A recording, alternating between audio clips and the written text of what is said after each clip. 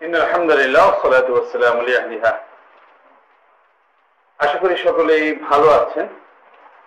অনেক সময় আমাদের মন খারাপ হয়ে যায় এবং মনকে ভালো করবার জন্য আমরা নানান বিনোদন খুঁজি।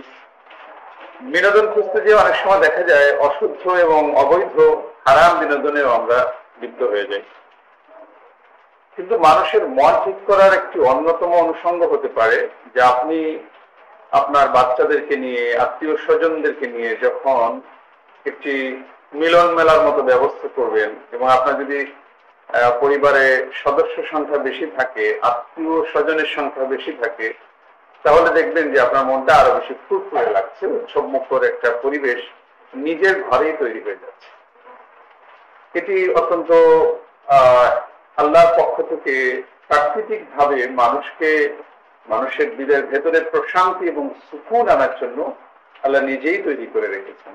একটু চিন্তা করলে দেখবেন আপনি যে প্রতিষ্ঠানে আছেন সেই প্রতিষ্ঠানেও যদি সদস্য সংখ্যা বেশি হয়, আপনি যদি কোনো শিক্ষা প্রতিষ্ঠানের প্রধান হন অথবা সেখানে কর্মরত কোনো শিক্ষক হন, দেখবেন ছাত্র সংখ্যা বেশি হলে তাদের সঙ্গে কথা বললে, তাদেরকে নিয়ে বসলে মনটা ভালো লাগবে।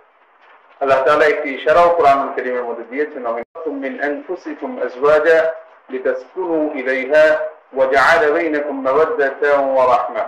যে পরিবারের কাছে আসলে মানুষের অন্তরের ভেতরে প্রশান্তি কাজ করে এবং আল্লাহ তাআলা নিজেই এই মহাব্বত ফেলে দিয়েছেন। তো অনেক সময় দেখা যায় নিজের রক্তের আত্মীয় সম্পর্কের মতোই যাদের সঙ্গে থাকা হয় তারাও পরিবারের মতো হয়ে যায়। এই জন্য বিভিন্ন সময়ে সামাজিক হওয়াটা, হাদিসের মধ্যে রাসূল করিম সাল্লাল্লাহু আলাইহি ওয়াসাল্লাম বলেন, সামাজিক হওয়ার কিছু কষ্ট এবং কিছু সমস্যা আছে, কিন্তু সামাজিক কষ্ট মেনে নিয়ে যারা সামাজিকতা রক্ষা করে এবং সামাজিক মানুষ হিসেবে নিজেকে প্রমাণ করে সবার সঙ্গে মিলে মিশে থাকে, তার সওয়াবের কথা আল্লাহ রাসূল হাদিসের মধ্যে বেশি বলেছেন।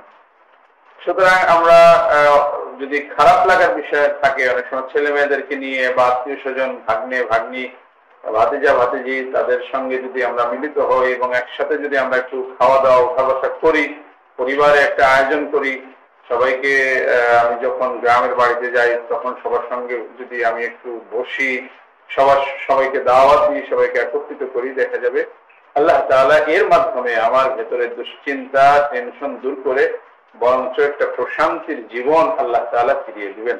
আল্লাহ আমাদের সবাইকে দুনিয়া এবং আখিরাতের কল্যাণ দান করুন, আমিন। ওয়া আখিরু দাওয়ানা আলহামদুলিল্লাহি রাব্বিল আলামিন।